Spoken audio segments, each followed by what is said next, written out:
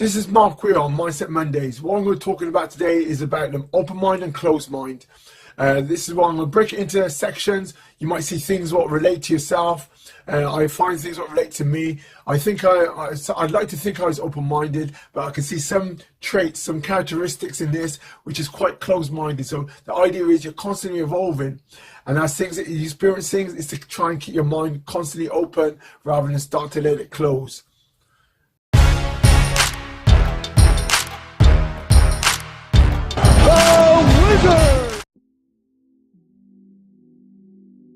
Now, how this come across, this is an old thing. My mum was a businesswoman, and she used to say about the way the mind works. Middle age is when your broad-mindedness and your narrow waist changes places. Basically saying as you get older, you put on weight, you get more fuller, but your mind closes. And I think that's down to knowing what you like and what you don't like. But this can also allow you to become closed-minded, not want to experience anything. Another great thing I like, it's the great martial arts master himself is Bruce Lee. Some people don't really get or understand what he's trying to say, as he says, no limitation as limitation, no way as a way. Basically, he's like, no limitation as limitation means that do not close your mind in another sense. Basically, you're constantly growing, you're constantly experiencing, you're constantly evolving, and this is based off martial arts, but also in business, in life. You've got to have that thrill. I think as soon as you start to believe this is all life's got to, and you shut things down, it can also create unhappiness.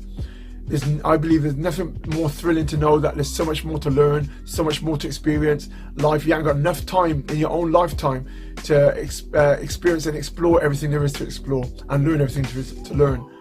And in that, having that sort of mindset allows you to wake up every day excited about experiencing more things.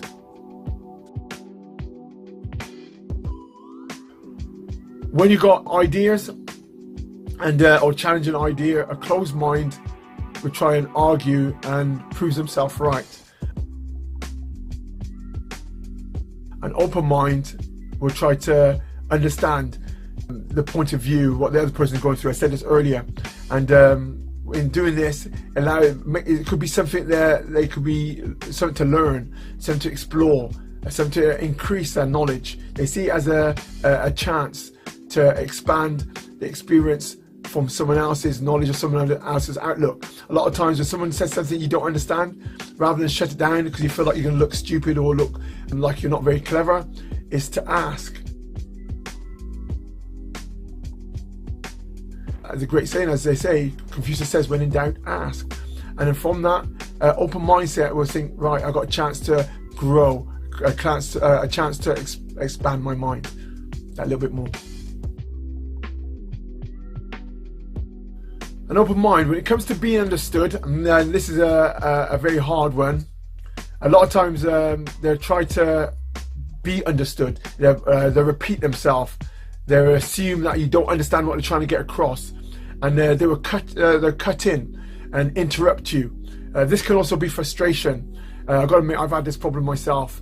Sometimes I get so carried away, so excited what I'm trying to get across, and I don't give someone else time to talk. And but this is a sign of a closed mind, where you assume basically that the person doesn't understand what you're trying to say, and you can say it in multiple different ways. But if they don't get what you're trying to say, you just mark it off. Now, saying that, like I said earlier, an open mind obviously would try and see it from the other point of view. To understand something, they're always trying to see it from the other person's eyes, the other person's experience, and also ask questions again. So the main thing is about asking questions. A closed mind when speaking, they will interrupt, they will block you. By interrupting, I said, like, don't give the person a chance to talk. They're stopping you from getting anything across, to finishing your sentence. And where with an open mind, they will listen, and then they will speak back. They will listen, and then give you their point of view. So an interesting thing is that they always will let you finish what you got to say, turn it over, and then answer what their point of view, what they think, or what they assess out of what you've just talked about.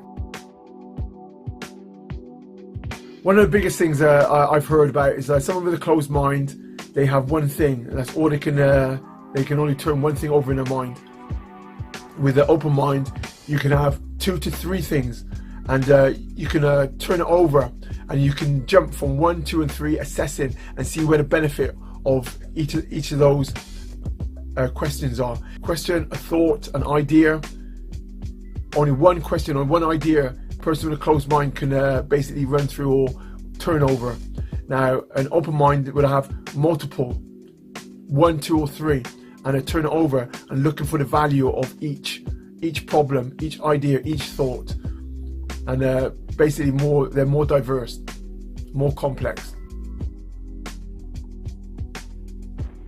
Now, the last one, with a closed mind, they lack a amount of humility. They're very they're not very deep.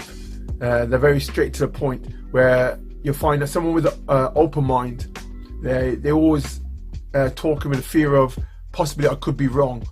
They have a bit more consideration. So I'd probably say for people with when you're trying to understand whether you've got a closed mind or open mind, try and turn each one of these things over. And when someone talks, try to listen, which is hard to do sometimes. Turn it over before you talk back. And always put yourself in a position to think, I could be wrong. So this is Mark. We're finished off with a Mindset Monday. Remember, the strategy for sweat: work hard, sweat more, and stay young.